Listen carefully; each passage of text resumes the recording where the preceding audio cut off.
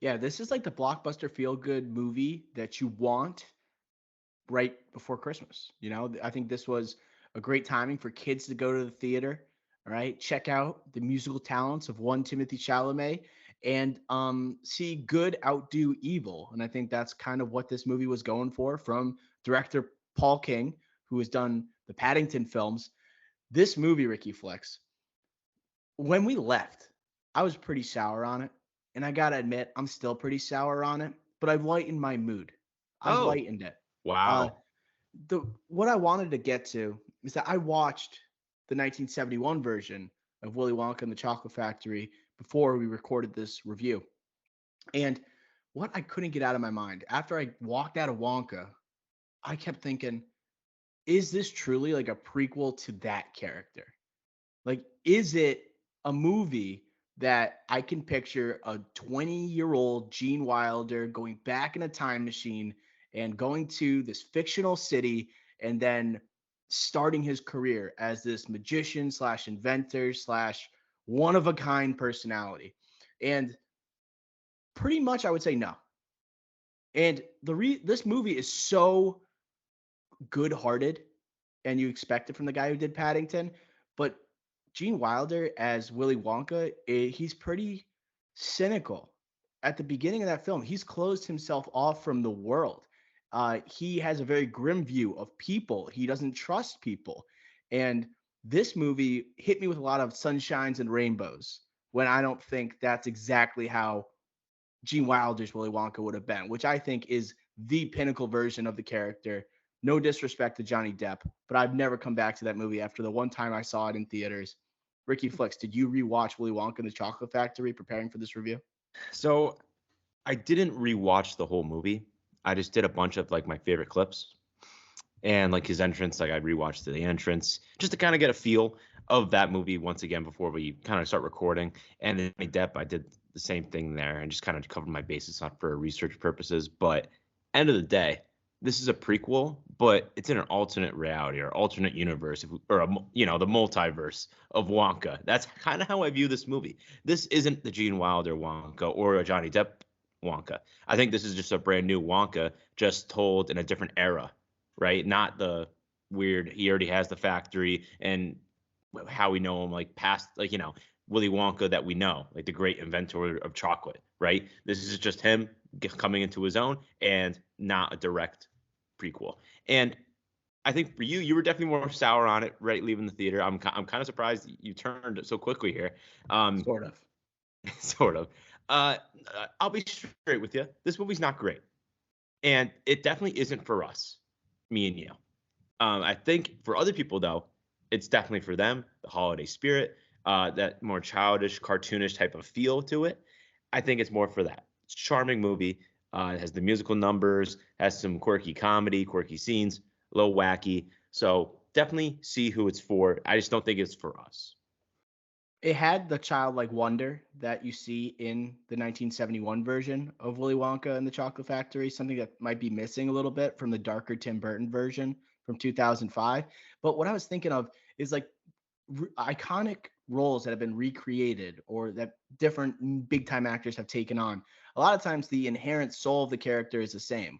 Like Joker, it's still he's always this anarchic type of character no matter what, whether it's Heath Ledger, whether it's Joaquin Phoenix or Jared Leto. And here I just thought there was no sense of Willy Wonka turning on the world. It's just like all sunshines and rainbows when that's not who the character is. Maybe it's happened so early in his life that he eventually becomes more cynical, right? But I just got no sense of it here. I think the outside world, as hammy as it was and cartoonish as it was, that's kind of like attacking similar themes as Willy Wonka and the Chocolate Factory with like capitalism and greed. I think uh, that fit into like the realm that I'm familiar with. But they also did a lot. They attacked a lot of other like real world issues in this movie that felt like you didn't have to shoehorn in. But Definitely. I'm excited to get into this. I'm excited to get into this Ricky Flicks because we got one of the biggest movie stars in the world, one of the best young actors. He made our Mount Rushmore of young actors, Timothy Chalamet. check out our previous episode where we listed, right, our top 4 under the age of, I believe it was 32. Uh, Very, very specific. yeah, very specific. That's how we do it here at TDI. But I'm curious, what are your thoughts on Willie Chalamet taking on the role of Wonka? Right? Do you think that this was a wise business decision for his career? Yeah. So we always bring up on the pod, and I think just around his career, always brought up like, oh, the Leo told him no superheroes and no hard drugs. Like you don't do those two things, you're gonna be successful in your career, right? In Hollywood. And okay, let's not do those, right? And remember, people forget Leo almost was Spider-Man. People forget. But what does he do? He does Paul Atreides, Dune, but he does it with a prestige filmmaker in Denny V, right? So I think that it's still like a huge blockbuster, just not a superhero, but it's pretty damn close, right? So it kind of, it's close enough to get your name out there to become a big star. But what does he do here? This is pure IP. Like this is like it's not a superhero to that extent, but this is Willy Wonka and a larger than life character, literally a magician, like magic. And I think with his upbringing, like, dude, this guy was a theater kid. Like this guy was like did this up until like he hit it big in the mid 2010s. So I think it was a mix of, all right, I could get a little bit of a payday, got paid just under 10 million here. Also, while reaching a wide audience, do something where I've been doing all these prestige type of films the past almost 10 years now, which is crazy to say. Thinking back to Interstellar 10 years ago, get back to kind of like more of those childish roots and make sure everyone sees him, and also go back to like what he's used to back when he was on his up and up, his like his breakout type of thing before like entering Hollywood, I should say. So in all, like it's kind of like a blend of all those things where I think this just like was the moment to kind of capture, play his iconic character and something that he, literally was his bread and butter before, Hollywood came about. And now he can get back to Paul Atreides and Bob Dylan next, coming up with James Mangold. He'll get back into what we know him for the past 10 years, but this is just something different with a payday. I think he's too big of an actor for just to be solely about the payday. Like he's made enough money. I think here he looked at it as a unique opportunity where he's doing IP, but it's not a superhero project. He's probably not going to be doing a sequel or any future films as Wonka. Who knows, right? It has semi success at the box office here. I think it brought in 150 million dollars worldwide in its opening weekend. But in terms of like why he would take on this role, it's like a recreation of an iconic character. And I think back to that Leo conversation where Leo's giving him advice. Well, Leo, this is like Chalamet's version of Great Gatsby, I think. With Leo playing Jay Gatsby, this is Chalamet taking on Willy Wonka, right? A one-off, see if he can like do something a little bit different from the iconic version, make it his own. But also, you mentioned it. The second reason I think it was a strategic move to take this part is to show the versatility, to show, right, the musical chops, the dancing, the singing. And he doesn't capture the exact same wonder as a Gene Wilder in my eyes, but in terms of like the charm, he has it. The oddballness of a Willy Wonka, great. And it had that nostalgic feel where he's like, nope, flip it or turn it around, twist it, whatever he says. Like I'm watching the 1971 version, I'm like, oh, it's a callback. I didn't even realize that, right? There are times where I really did buy him as Willy Wonka. He was the best performer in this movie, and I think it was by a country mile. I think my second favorite might have been Hugh Grant as the Oompa Loompa, but I thought everyone else is cartoonish and corny, but Chalamet's doing it in all like the most charming way. So I think Yeah, that's a it good way was to put it. I thought he was great in this, very very good in this role. Yeah, I would agree. And like, I don't know, I just felt like, I don't know, like the way is gonna sound bad, but like he's like a very skinny guy. I don't know, like the way he was dancing, like I felt that Willy Wonka like wackiness when he was like performing, you know? Like I don't know, like when he was doing the high stepping, I was like, yeah, that's Willy Wonka. Like I could totally His see the movie had wackiness like there. that magic too, with him swirling around the Yeah, ball. But that like it's like not the parts I liked about Chalamet in this role was not the singing and dancing. Like it's him talking to the young girl saying, "How do you like your chocolate?" Absolutely insane. And like the way he's like moving his head and how quirky he is, I'm like, that's what Willy Wonka is. And that those are the parts that really got me. And I thought made the performance good. Yeah, I would agree. And it's weird too, because like you would say like the second lead of this movie, it's not Hugh Grant, it's not Olivia Colman, it's this I forget her name. It's the girl, Noodle. That's probably the second lead of this movie. Right. Um, in terms of tone here, in terms of the childlike wonder, were you a fan of it? Did you think it worked? Do you like how it kind of avoids that cynical nature of a Gene Wilder Willy Wonka? Do you think it fit more of like the Paul King vibe? What are your thoughts? It definitely fit the Paul King vibe. Director here, Paddington 2. I just, again, this is gonna sound crazy, especially with our boy Nick Cage and Pedro Pascal from last year and Massive Weight, Unbearable Weight of Massive Talent. Not a Paddington guy. I'm just not. And this had the same vibes around it, the childish vibes, the tone. I would have liked to see in a more darker tone, not dark like Johnny Depp version, but I don't know, just more real. I don't know, not realistic, Hints at the obviously. future of the character, that's what I'm thinking of. That's what Yeah, like who is Willy Wonka? It's like you have to include like how like he does have a dark side to him, and they just avoid yeah. that with him, and they just build it around him. That's like I kind of wit. I when I before the trailer and we heard about this project, Timothy Chalamet, like I just said, past 10 years, been only doing prestige type projects, right? And working with these great directors. Paul King, like this could have been a chance for him to add to his versatility and diversification to his background too. And you see the leaked set photos of this rugged purple jacket and hat, you know, Wonka, like a grittier Wonka, and it's like a poor Wonka. Like, oh, we're Yeah, really gonna get a grounded Wonka here. yeah. I freaking said, oh my god, this is after obviously Timothy Chalamet already Oscar nominated, and now he's about to enter like I won't say peaker of his career or anything, but like he's gonna enter like the stage where he's an A-lister, not a supporting actor, like gonna be or is an A-lister, right? Yeah, he is an Yeah, A-lister. but like He's an A-lister. yeah, when this was announced though, so it was just like all right, like Oscar nomination maybe. And like that's how much like weight I put onto this. But then that first trailer comes, it's like no, Paul King's gonna do Paul King, and that's gonna be the vibe here, and it's fine. It just wasn't for me. This feel good, childish tone just was not for me. Yeah. So the tone, like I wasn't bothered by the musicals, like the musical approach here, because the Willy Wonka and the Chocolate Factory is a musical, right? That movie is a musical, right? But I thought the songs are way better in Willy Wonka and the Chocolate Factory compared to this movie. Like the Candyman and like the like a World of Imagination, the way that Gene Wilder does it, it has a movie magic to it that can't be replicated. That's And what this so movie was missing. and it, like the when they played it on the piano, I felt it more than when Chalamet was singing. Like that's where I thought Paul King's playing on my emotional heartstrings a little bit when he does the like right in the beginning of the movie. I'm like, oh man, that's gonna get you right. Like that's where I felt the emotion. Uh, I was looking at some other people's thoughts on the movie, and they were like people were talking about like them crying during the movie, how it was like an overwhelming sense of emotion, which is not shocking from Paul King, right? Guy who did Paddington. But I thought I wasn't really connected to the story too well. I thought it wasn't written very deeply with a lot of the supporting characters. The one storyline I thought did work and made me feel somewhat emotional is Willy Wonka and his mother.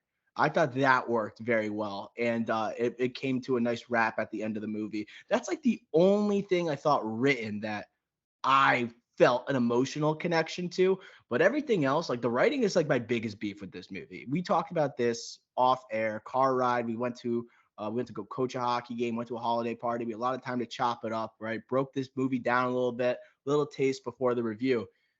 And we couldn't stop talking about how nonsensical this script was. It made no sense. And characters were feeling connections to characters they had not met yet, or that they met for like maybe 1 or 2 seconds. There are basically one event leading to another. And it felt like a scene is missing. I thought the writing here was pretty goddamn bad, Ricky Flicks. I know that's not the point of the movie. I guess you could always, but that's always a cop out for me. Oh, it's made for kids. They don't care about the plot. They don't care about where the story goes. You still have to make it make sense. There are adults bringing the kids to watch these movies. Like they want to also enjoy it. No?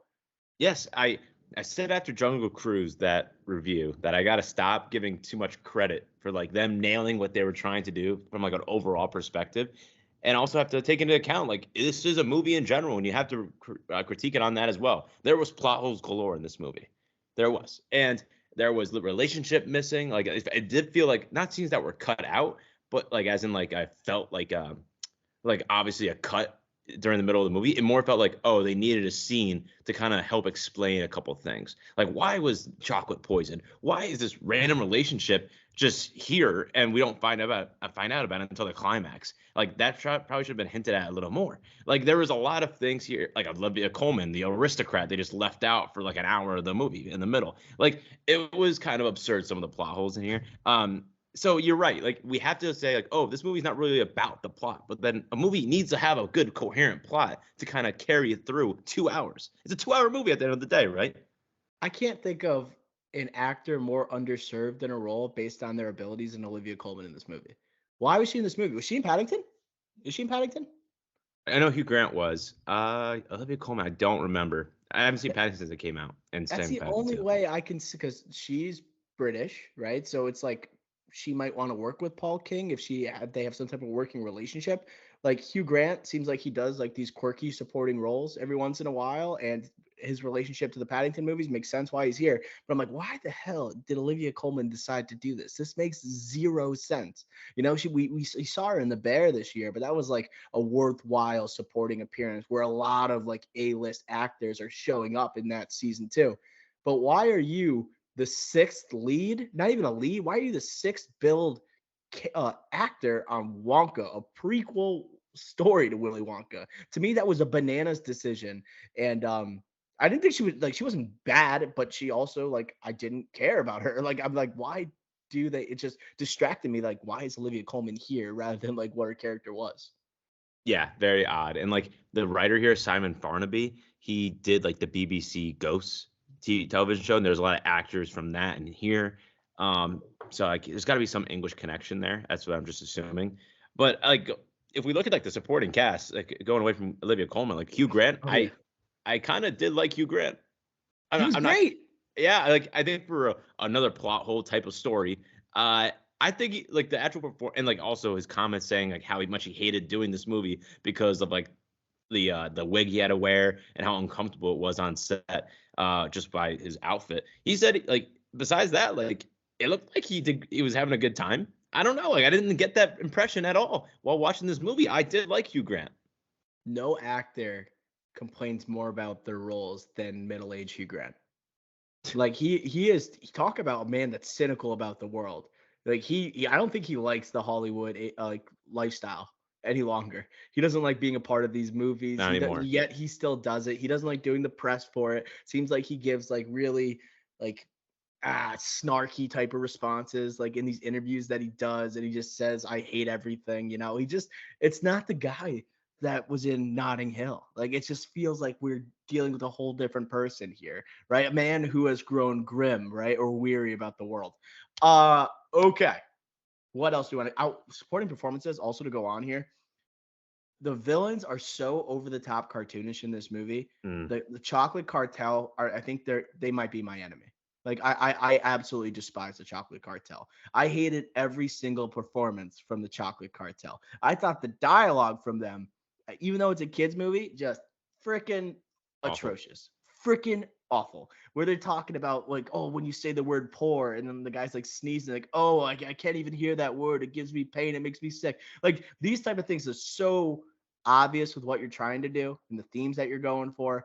But the actors, I thought, just way too over the top. I just absolutely despised it, Ricky. But Chocolate Cartel, least favorite performance of the movie, hands down.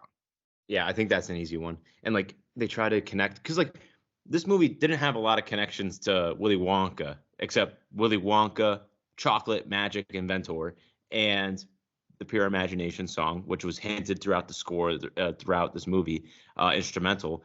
And then Slugsworth was one of the main chocolate cartel guy. Um, and yeah, it was just terrible. Like there's no, I think you said it Wait, like I didn't even realize that Slugginsworth was one of the cartel guys, yeah, he was the main one, the main cartel out of the three. the black guy. His name was Slugsworth. Oh yeah, and that's the guy they were faking during the 1971 version. It was Yes, your Easter egg. exactly. So like that's where again like this is like an alternate reality Willy Wonka, where like it's not a direct prequel to a Gene Wilder or to a Johnny Depp. This is just like a Oh, separate one. it's not canon. This isn't canon to like Willy Wonka. It's a separate Wonka. It's an alternate reality. That's such The a cop out. multiverse. But I hate this. I hate this. You can't do that. Nah. It Because is. yeah, I know, but it's stupid. That's stupid. Like if you're making a like a young Willy Wonka, like first of all, this also what I got to get to. This is for kids. What kid that is 8 to 10 years old has any connection to Willy Wonka? I was thinking Any? about this too. Johnny Depp came out with his version with Tim Burton in 2005. Those kids are not alive yet. That movie is freaking 18 years old. Before that, we have Willy Wonka and the Chocolate. That was Charlie and the Chocolate Factory. Willy Wonka and the Chocolate Factory is 1971, which is over 50 years ago. Like you're making, I think you had such an opportunity here with the Wonka character. You could see like Willy Wonka. You could have done a prequel that is connected to the 71 version where it's like him Breaking Bad, right? Him closing himself off from the world. Like that Yes. would have been a movie that people might be interested in. Like a darker take, almost like what we got with Joker, not to that extent, but like I think we could have had that with Wonka. There is a dark evil underground with the chocolate cartel. You could have done something, I think, really fascinating with the Wonka character rather than building it for these kids who don't really know who Wonka is and just their parents do. And their kids are going to enjoy it. But the parents who actually know who Willy Wonka is are going to be like, what the hell is this? I agree. And it's crazy too because like looking at the box office numbers, like yes, like 125 million budget versus 150 worldwide opening weekend. Good business. Like it made over, what was it, 50 million or 40 million domestic opening weekend? Like that's really good for a kids movie that's not animation. You look at the best movies this year for kids, all animation. Super Mario Bros, Spider-Verse, Elemental, all animated movies, right? Here, like it's really hard, and especially a musical. Like there has been successful musicals. Like the last one that is really comparable is The Greatest Showman in 2017, and that had a terrible opening weekend domestically at only 8 million. It eventually caught some steam over the release period, but still, like it's pretty hard. But this one did well. So I think even though we're talking about how Wonka isn't that strong of an IP, still people went out and saw this movie, and like in our theater, it was completely packed with kids. There's kids smelling popcorn everywhere, yelling, like going up and down the aisles. Like it was an absolute mess. They were So loving it. yeah, there were laughs everywhere where me and you are looking at each other like, what the hell is this? Like it was for them. But yes, you're right. Would I have loved to see a Breaking Bad Joker type of spin on this? That's great. Yes, absolutely. And I think that yes, this is getting Rotten Tomatoes, like 84% Rotten Tomatoes, certified fresh. Audience score 91%. What the hell? But box office wise did well. But will they do another one of these? No. Obviously, Timothy Chalamet won't do another one. Probably, like you said, he probably won't need another payday. It's just like I don't know where they go from here because they're gonna keep doing this IP. Roald Dahl sold this whole freaking thing to Netflix for a reason, right? They're gonna keep churning out Roald Dahl IP. So I think the next step would be a darker turn on this character. And this is a second Roald Dahl project of the year. Wasn't the Wonderful Story of Henry Sugar? That's a Roald Dahl Yep. production, no? Yep. Yeah. And it had that label right before the movie. It's like, we're going to be seeing more of these. Before we move on to scores, do you think this movie's going to get a sequel? No, I don't. I just don't see Timothy Chalamet doing this again. Like again, Chalamet, what has he done usually? Like throughout his career? Like before this, he did Bones and All last year, which kind of got caught in COVID hell. So with Luca Guadagnino, his boy from Call Me by Your Name, but he did Dune and Don't Look Up, and crap, he did the Wes Anderson With French Dispatch. Thank you. He was like 1/4 of that movie. So like and all like he is a prestige guy. He's gonna go back to that. He's got Dune Part 2 and hopefully the trilogy, Dune Part 3. And he's got James Mangold's Bob Dylan biopic coming up, probably in 2025. So like he is up the wazoo in work. There's not gonna be a sequel to this. And if there is, it wouldn't come till 2026 at the earliest, if not 27. And it's just like for me, I just don't see it happening, especially because I think this Wonka IP needs to go in a different direction. I agree. I think the big part why there's not going to be a sequel is just because Chalamet is in it. Like if this was a different, if Tom Holland was in this movie, there's a sequel. I I agree. I actually agree. It's actually interesting though, because like Paul King, he's doing the Fred Astaire biopic with Tom Holland. Who's directing that? Paul King. No way. Is he really doing that movie? Yes, he's the one directing that one. Oh wow. So I can't believe So because famously Tom Holland was the finalist alongside Chalamet to be cast as Wonka. And so I mean, after watching this, like I thought Chalamet was good, right? I thought the World of Imagination could have been a little better, right? But once again, Gene Wilder's one of a kind. It's hard to live up to that. But I thought Right. overall the performance obviously really good. Do you think Tom Holland would have been better? No, because I think, like you said, you think the best parts was not the singing and dancing, Right. and I don't think Tom Holland could do that, like what Timothy Chalamet did here. And no offense to him, like he's tried a lot. Cherry is a great example. A Devil All the Time, like he has put his effort into some more prestige dramatic roles outside of Spider-Man and Uncharted. But at the end of the day, it's just not who he is. Timothy Chalamet, he could do that while also being going back to his core roots in dancing and singing. And again, I think the dancing and singing was fine. I think there was nothing bad about it. I just don't think it was memorable. I just don't think the best scenes was the singing and dancing. I thought the opening number was pretty good. The one where it's like I have 10 sterlings and go and now I have 9 sterlings and whatever. Like I thought that was pretty fun to start the movie, like kind of show like the town and everything. I But love that besides, opening scene. Like him like jumping from like the steamship into the city. He's riding on the trucks, and it's like his what's happening in his mind. Like I thought that was a great way to start it. yeah, so like I think that's like the only one to me that kind of stuck out. But that's the opening scene in the movie, and it's not related to chocolate. So I don't know. I don't think there's gonna be a sequel, but I think that Tom Holland would not have been good as Chalamet. I'm like pretty positive on that. Okay, he's pretty positive. Moving on, Ricky Flex. Scores. What do you give Wonka? Okay. Again, I'm trying not to give this too much benefit of the doubt. I give it a 57. Okay, I give it a 51. I was thinking like mid 40s, but then I was like Chalamet solid, right? It is a movie that is entertaining for a lot of different people, but for me, it doesn't live up nearly to what I expect for a movie that is connected to the Willy Wonka character.